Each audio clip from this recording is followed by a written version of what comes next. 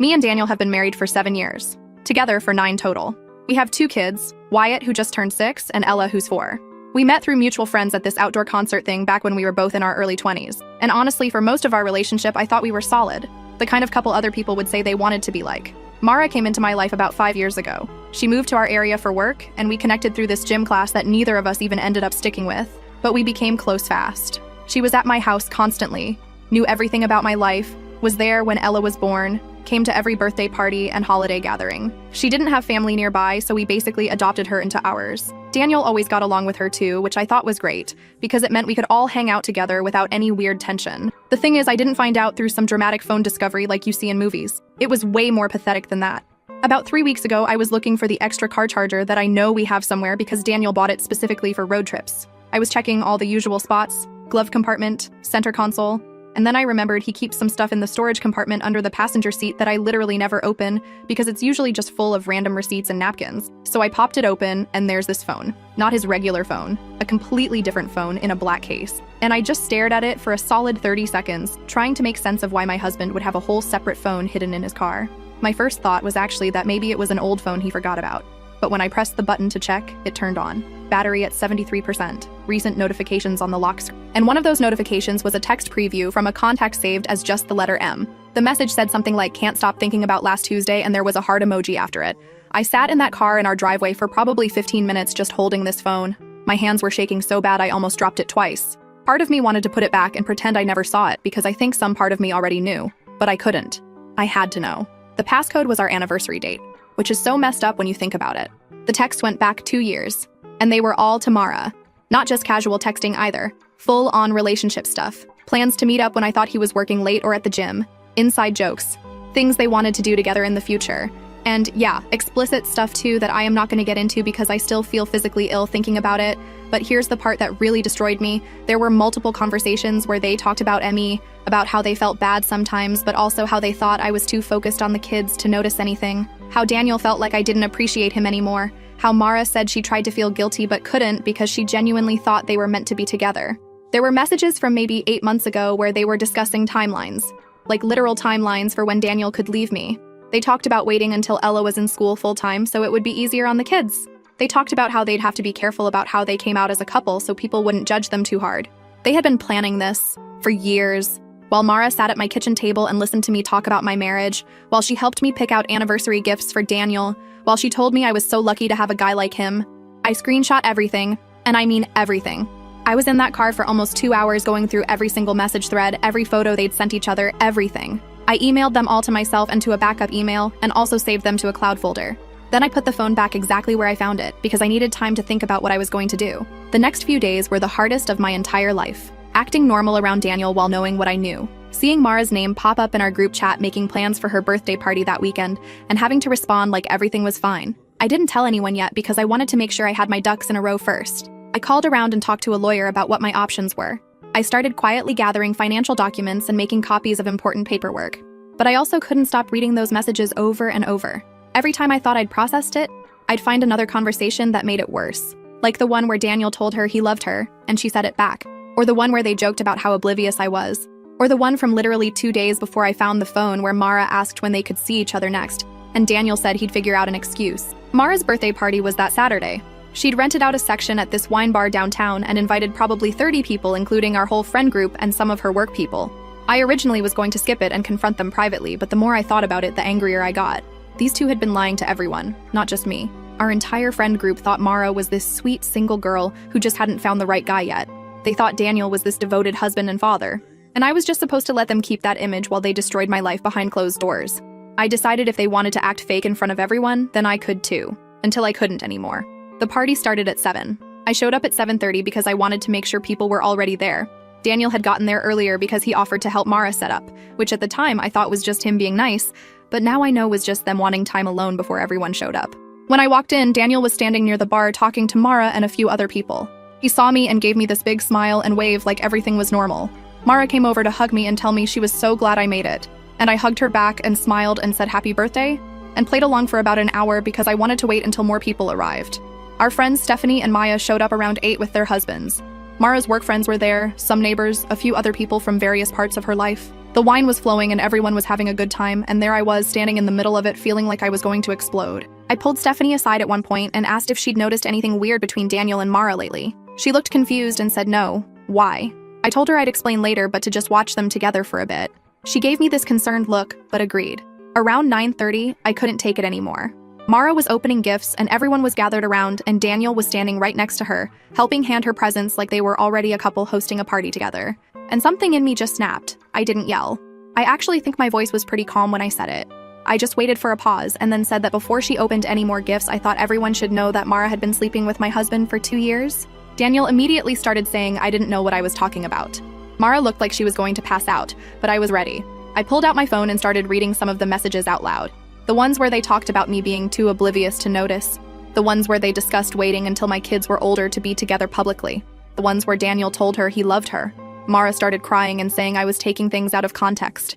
Daniel kept talking over me, trying to explain that those messages weren't what they looked like. And I just laughed because what else could they look like? There was no context where "can't wait to be with you for real" and "I love you so much and here's a picture of exactly what I want to do to you later" could mean something innocent. Some of Mara's work friends left immediately because they obviously didn't want to be in the middle of whatever this was. But our actual friend group stayed, and that's when things got really ugly. Daniel pulled me aside and started hissing at me about how I was embarrassing him and that we needed to talk about this at home. I told him absolutely not, that I was done having private conversations, while he lied to my face. He kept saying I was being hysterical and that people were going to think I'd lost my mind. And that's when Mara walked over and actually had the nerve to tell me that she understood I was upset, but that I was making a scene, and maybe we could all sit down and talk about this like adults. I almost lost it right there. She was talking to me like I was the one who'd done something wrong, like I was being unreasonable for being upset that my husband had been cheating on me with her for 2 years. I told her to stay the hell away from me and that I had nothing to say to her. She started crying harder and saying this wasn't how she wanted me to find out and that she never meant to hurt me. And Daniel was comforting her, right in front of me, his hand on her back, telling her it was okay, while I stood there watching my marriage and my friendship disintegrate in real time. Stephanie came over and basically positioned herself between me and them, which I think was her way of protecting me from doing something stupid. Maya was just standing there with her mouth open, looking back and forth like she couldn't process what was happening. A few other people from our friend group started asking questions and demanding to see the messages themselves because they couldn't believe Daniel and Mara would do something like this. I showed them. I showed everyone who wanted to see. And watching their faces as they read through those texts and realized this wasn't me being crazy, this was real, was both validating and devastating at the same time. The party obviously ended after that. People started leaving in awkward clusters, some stopping to hug me and say they were sorry and they had no idea. A few people actually hugged Mara too, which made me want to scream, but whatever. Daniel tried to get me to leave with him, and I flat out refused. I told him to go stay somewhere else because I didn't want him in our house that night. He got angry and said I couldn't just kick him out of his own home, and I said watch me. Stephanie offered to let me stay at her place with the kids, but my mom had already been watching them, and I just wanted to be in my own house. So Daniel ended up leaving with one of his friends, and I drove home alone. That was 3 weeks ago, and honestly, things have only gotten more complicated since then. Daniel has been texting and calling constantly. At first, he was angry and defensive, saying I had no right to humiliate him like that, and that I'd ruined Mara's birthday and made everyone think he was some monster when it wasn't that simple. Then after a few days, he switched to apologetic, saying he was sorry and he wanted to work things out and he'd do whatever it took to fix this. He keeps saying it was a mistake and that he still loves me and our family and doesn't want to throw away 7 years of marriage. When I asked him if he was willing to cut Mara out of his life completely, he couldn't give me a straight answer.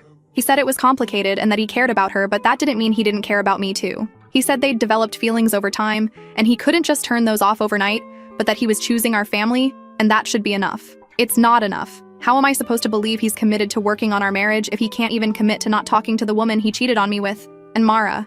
God, Mara. She's been trying to reach out too, sending these long messages about how she never meant for any of this to happen, and how she valued our friendship and how sorry she is. She keeps saying that she and Daniel both just got caught up in something they didn't plan, and that she hopes someday I can forgive her. She actually had the audacity to say that she thinks we could all move past this eventually if I was willing to try. I haven't responded to any of her messages. I blocked her on everything except my regular text because my lawyer said to keep records of everything she sends in case it becomes relevant later. Our friend group is a complete mess now. Some people are fully on my side and have cut Daniel and Mara off completely. Stephanie and Maya have been amazing and check on me constantly. But there are others who seem to think that while what Daniel and Mara did was wrong, I also handled the situation badly, by airing everything out at the party. A few people have said things like, well, you didn't have to do it so publicly, or you could have talked to them privately first. One person, this guy Steve, who's been friends with Daniel since college, actually told me that maybe if I'd been paying more attention to my marriage, this wouldn't have happened. I almost threw my drink in his face. I really did. Because imagine having the audacity to blame the person who got cheated on for not preventing the cheating. Like it was my job to be so perfect and attentive that my husband wouldn't want to sleep with my best friend for 2 literal years while lying to my face every single day. Daniel is still talking to her. I know because mutual friends have mentioned seeing them together and because he's not even trying to hide it anymore. When I confronted him about it, he said that since I was already planning to divorce him anyway, he didn't see the point in pretending. But then in the same conversation, he'll say he still wants to work things out and asks if we can go to counseling. I don't understand how those two things can exist at the same time in his brain. You can't say you want to save your marriage while actively continuing the relationship that destroyed it. My mom thinks I should file for divorce immediately and stop engaging with him at all. My dad says I need to think about the kids and at least try counseling before making any permanent decisions. My sister told me to burn all his stuff in the front yard. The lawyer I talked to said I'm in a decent position, given I have documented proof of the affair and our state considers that in divorce proceedings. But Daniel is pushing hard for us to try to work things out before I make any legal moves. He showed up at the house yesterday saying he wanted to talk, and when I let him in because the kids were with my mom, he spent 2 hours trying to convince me that what he and Mara have isn't real love, it's just something that happened, and that our marriage is worth fighting for. I asked him why I should believe anything he says when he lied to me for 2 years. He said he knows he messed up but that people make mistakes, and I need to decide if I'm going to let one mistake define our whole relationship. I pointed out that it wasn't one mistake, it was 2 years of continuous deliberate choices to lie and cheat and plan a future with someone else while pretending to be happy with me. He left around 10, but before he did, he said something that's been stuck in my head since. He said that Mara told him I was going to react this way, and that I would never be able to get past it. Like they'd discussed how I would respond to being betrayed. Like my reaction was something they'd factored into their plans. I need to know if I'm handling this wrong. Should I have confronted them privately instead of at the party? Should I be giving Daniel a chance to prove he wants to change? Is it crazy that part of me is angrier at Mara than at him because she was supposed to be my friend and she looked me in the eyes for 2 years while doing this? There's more that I haven't even gotten into yet. Some stuff that came out after the party that made everything even more complicated. But this is already so long and I just needed to get the basics out first. If anyone has been through something similar, please tell me how you handled it. I feel like I'm drowning and I don't know which way is up anymore. Update. So I said I'd update, and here I am because this week has been insane and I need to get it all out before I actually lose my mind. After my first post, Daniel kept texting about wanting to talk. At first I ignored him, but then I realized I had questions that were eating me alive. Not because I wanted to forgive him, but because I needed to understand how I lived in a lie for 2 years without seeing it. My brain wouldn't stop spinning, and I figured the only way to make it stop was to get the full truth even if it destroyed me. I told him he could come over Sunday night. Kids were at my mom's because I knew this was going to get ugly and I didn't want them anywhere near it. He showed up at 8 and the first thing he did was try to hug me, like we were friends, like everything was fine. I stepped back so fast I almost tripped and told him to sit down and keep his hands to himself. He looked hurt and I swear I almost laughed in his face. He was hurt. By me not wanting a hug. He sat on the couch and started his whole speech about how sorry he was and how these past few weeks had been the hardest of his life and how he couldn't sleep and couldn't focus and blah blah blah. I let him talk for maybe 2 minutes before I couldn't take it anymore. I told him to shut up. I said I didn't want his apologies because they meant nothing. I wanted answers. Real answers. And if he was going to sit here and feed me more BS, he could get out right now. He looked shocked. I don't think I'd ever told him to shut up in 9 years together. I asked him when exactly it started with Mara, not the vague crap from his messages, the specific moment when my best friend became something else. He started stammering about how he didn't remember the exact date and I cut him off. I said, try harder. I said I spent 2 years not knowing what was happening in my own marriage, so the least he could do was give me actual details. He finally said it started after Ella's first birthday party. Mara stayed late to help clean up and they talked for hours after I went to bed. He said something shifted that night. I stood up so fast the coffee table rattled. Ella's first birthday. My daughter's first birthday. While I was upstairs exhausted from hosting a party and taking care of a 1-year-old, he was downstairs falling for my best friend, on my child's birthday. He tried to say something and I told him I wasn't done. I asked when it became physical. He said that wasn't important. The details would only hurt me more. I screamed at him that I was already destroyed, so he might as well finish the job. Tell me everything. He said about 4 months later, when Ella was around 16 months. Their first time was at her apartment when I thought he was at a work conference in Denver. I started pacing because I couldn't stand still. I remembered that conference. I remembered him calling me from the hotel saying he missed me and the kids. I remembered him bringing back a stuffed animal for Wyatt and a little dress for Ella. There was no conference. He spent 3 days with her and then brought my children gifts. I asked him if he bought those gifts himself or if Mara helped pick them out. He didn't answer, which meant she did. She helped him buy presents for my kids after spending 3 days with their father. I grabbed a pillow from the couch and threw it at him. I told him he was disgusting. He tried to say he knew and I said no.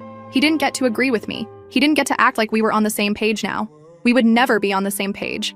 I asked how many times. He said he didn't keep count. I said, guess. He said maybe once or twice a month at first, then more often, weekly for the past 8 months or so. I did the math out loud. 50 times minimum. 50 times he slept with my best friend. 50 times he lied about where he was. 50 showers to wash her off before getting in bed with me. 50 times he looked me in the eyes afterward and acted like nothing happened. He started saying he knew it was a lot, and I told him to stop minimizing. A lot. Like we were talking about how many drinks he had at happy hour. This was my entire life he was lying about. I asked where. He said mostly her apartment. Sometimes hotels when they wanted to do something special. Special. They had special occasions. Like an anniversary or something. I asked if that's what he meant, and he got quiet. I asked him again if they celebrated anniversaries of their affair, and he finally said they'd gone away together for a weekend to mark 1 year. I had to hold on to the back of a chair because my legs felt weak. I asked him when. He said last October. I remembered last October. He told me he was going fishing with his buddy Steve for a long weekend. I was actually happy for him because I thought he needed guy time. Steve. I asked if Steve knew. If Steve covered for him. He said Steve knew they were having problems in their marriage, but didn't know specifically about Mara. Problems in their marriage. So he'd been telling his friends we had problems while I thought everything was fine. He was building a whole narrative where I was the bad guy so people wouldn't judge him when he eventually left. I walked straight to the bedroom. He followed me asking what I was doing. I ripped the sheets off the bed and threw them at him. I said I wanted these out of my house. I didn't care if it was the same sheets or not. I didn't care if I was being crazy. I wanted anything that might have touched them together out. I told him he didn't get to tell me to calm down. Calm was not an option. He backed up with his hands raised like I was some wild animal. Maybe I was. I didn't care. I asked him the question that had been destroying me. Did he love her? He started with his complicated bullshit, and I said no. Not complicated, yes or no. Do you love her? He said yes. I felt like I'd been punched, even though I knew, even though I read it in those messages. Hearing him say it out loud was different. Then he said, but he also loved me, like that was supposed to help.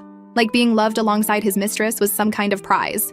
I asked which one of us he loved more, and he said that wasn't fair. I said, life isn't fair. Answer the question. He said he couldn't compare because they were different kinds of love. What he had with me was history and family and comfort. What he had with Mara was passion and excitement and feeling seen. I grabbed the closest thing, which was a water glass from the nightstand, and threw it against the wall. It shattered and Daniel jumped back. I didn't even care about the mess. Feeling seen. He felt seen by her. Like I was furniture. Like I was just there in the background while Mara was the one who truly understood him. I asked if I made him feel invisible. And he started going on about how after we had kids, I became so focused on being a mother that I stopped being his wife. That he tried to talk to me about feeling disconnected, but I was always tired or busy. I got right in his face. Close enough that he backed up against the wall. I told him I was tired because I was raising his children. I was busy because I was holding our family together while working and managing a house and being everything to everyone. And instead of helping me or talking to me like an adult, he went and found someone with no responsibilities who had all the time in the world to make him feel special. He said he knew that now and he made the wrong choice. And I said no. He didn't make a wrong choice. He made 2 years of wrong choices. Every single day he woke up and chose to keep lying. That was a lifestyle. I asked him why he didn't just leave me. If he was so unhappy, if Mara was so amazing, why stay? And here's what this coward said. He said he didn't want to lose the kids. That if he left me for another woman, I'd make the divorce ugly and he'd end up being a weekend dad. He said he was scared. So I was his safety net, his comfortable backup plan. He got to have his exciting, passionate love with Mara while I kept his life running and his kids taken care of. And he stayed not because he loved me, but because leaving was too complicated. I told him to get out. He tried to keep talking, and I opened the bedroom door and pointed. Get out. Now. He left but said he still wanted to work things out and he'd give me space. The next few days, I focused on practical stuff. Met with my lawyer and told her I wanted to actually file, not just explore options. She started preparing paperwork. Then on Thursday, I had lunch with Stephanie and Maya. They told me something that made me want to flip the table at the restaurant. Maya had run into Daniel and Mara at the grocery store. Not hiding, not sneaking, just shopping together like a couple. Mara rushed off when she saw Maya, but Daniel actually came over to say hi, like nothing was weird, like he wasn't pushing a cart with his mistress. I called Daniel the second I got home, didn't even take my jacket off. I asked him if he'd been seeing Mara, and he tried to say it wasn't what I thought. I told him to cut the BS. Had he or had he not been spending time with her? Yes or no? He admitted yes. They'd seen each other a few times to talk about everything that was happening. I asked what the hell they needed to talk about. The affair was exposed. It was over. What conversations could they possibly need to have? He said he couldn't just cut off someone he'd been close to for 2 years, that they needed to figure out how to handle things. I told him that was the most pathetic excuse I'd ever heard. He couldn't tell me he wanted to save our marriage while going grocery shopping with his girlfriend. That's not how this works. He said I was being unreasonable, that I expected him to flip a switch on 2 years of feeling. Unreasonable. I was being unreasonable for expecting my husband to stop hanging out with the woman he cheated on me with. He said I was backing him into a corner, and I said, he backed himself into that corner when he decided to screw my best friend. I was just refusing to let him escape. We argued for another 20 minutes, him saying I wasn't being fair, Me saying fair died when he started his affair. Finally, he said he'd talk to Mara tomorrow and end it. I said I'd believe it when I saw it.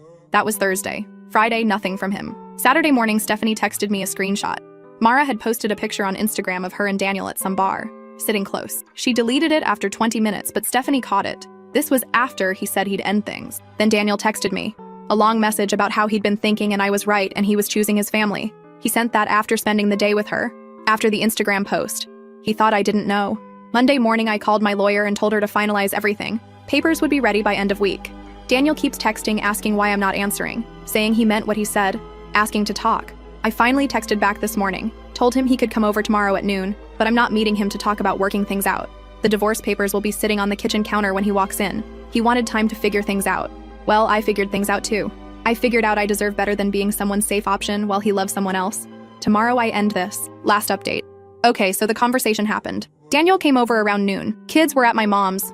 I had the divorce papers sitting on the kitchen counter because I wanted him to see them the second he walked in. And he did. He asked if I was serious, and I said completely serious. I told him I was done with the conversations that went nowhere, done waiting for him to magically become a different person, done being the only one actually trying to save something he destroyed. And instead of apologizing or begging like he'd been doing for weeks, he got mad. He said I was throwing away our family over my pride, that I cared more about being right than about keeping our kids in an intact home. He said Wyatt and Ella were going to grow up in a broken family because I couldn't get over myself. I told him our family was already broken the second he started sleeping with Mara, and he said no. It was broken the second I decided to humiliate him at that party instead of handling things privately like an adult. We were still on that. He was still mad about the party. I asked him if he seriously thought exposing him was worse than what he did, and he said it wasn't about worse. It was about the fact that I made a choice to destroy his reputation and his relationship with our friends when I could have come to him first. He said I wanted revenge more than I wanted our marriage. I told him I found out my husband was planning to leave me for my best friend, and his main concern was how it made him look. He started arguing that wasn't what he meant, but I talked over him because I was done letting him redirect every conversation. Then I brought up the Instagram post. Mara posting that picture of them at the bar the same day he texted me saying he was choosing his family. I asked him to explain that. He said he went to tell her it was over, that the picture was from before they talked, that she was upset and posted it without thinking, and then deleted it when she realized. I asked why they were taking cute pictures together if he went there to end things, and he got quiet. Then he said, because it wasn't that simple.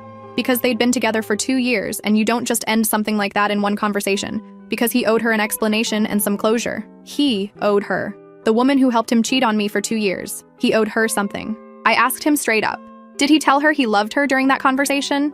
And he said I was trying to trap him with questions. I said no, I was trying to get a straight answer for once in my life. Did he or did he not tell Mara he loved her when he went to quote-unquote end things? He wouldn't answer. He kept saying it wasn't relevant, and I kept pushing, until finally he admitted that yes, he told her he cared about her deeply, and that part of him would always love her, but that he was choosing his family. Part of him would always love her. That was his version of ending things. That was him choosing his family. I laughed. I told him that wasn't choosing me. That was keeping his options open while trying to have it both ways. And then he said something that made me want to flip the table. He said that I needed to accept that feelings don't just disappear, that he spent 2 years building something with Mara and those feelings were real even if the situation was wrong. He said that if I expected him to pretend she meant nothing to him, then I was asking him to lie again, and wasn't the whole point that we were supposed to be honest now? So his argument was that I should appreciate him being honest about still having feelings for his mistress, like I was supposed to be grateful he wasn't hiding it anymore. I told him to get out, and he said no. He said he wasn't leaving until we actually resolved something because he was tired of every conversation ending with me shutting down. He said I owed it to our kids to at least try. That's when screamed at him that he didn't get to talk about what I owed our kids, that I was the one who held this family together while he was off with Mara, that I was the one who would have to explain to Wyatt why Daddy doesn't live with us anymore, that I was the one who watched Ella cry because she didn't understand why everything felt different. I told him he forfeited his right to lecture me about our children when he chose to build a secret life with someone else instead of being present in the life he already had. He tried to interrupt and I told him to shut up. I told him I knew about the timeline, the messages where he and Mara discussed waiting until Ella was in school full-time, the plans they made for how they'd eventually be together publicly. I told him he didn't get caught in some accidental emotional affair. He made a plan to leave his family, and the only reason he was here begging for another chance was because he got exposed before he was ready. He tried to deny that the timeline was serious, said they were just talking, just imagining possibilities, that it didn't mean he was actually going to do it. And I asked him why he would discuss it at all if he wasn't planning on following through. Why have that conversation with Mara if leaving me wasn't something he genuinely wanted? Then I asked him one more thing. I asked him if Mara hadn't been caught. If I'd never found that phone, would he still be with her right now? Would he still be lying to me? Would he have eventually left like they planned? He said he didn't know. He said he tried not to think about it. He said things were complicated, and he couldn't say for sure what he would have done. That was his answer. He couldn't say for sure that he wouldn't have left me for her. Even now, standing in our kitchen trying to save our marriage, he couldn't commit to saying he would have stayed.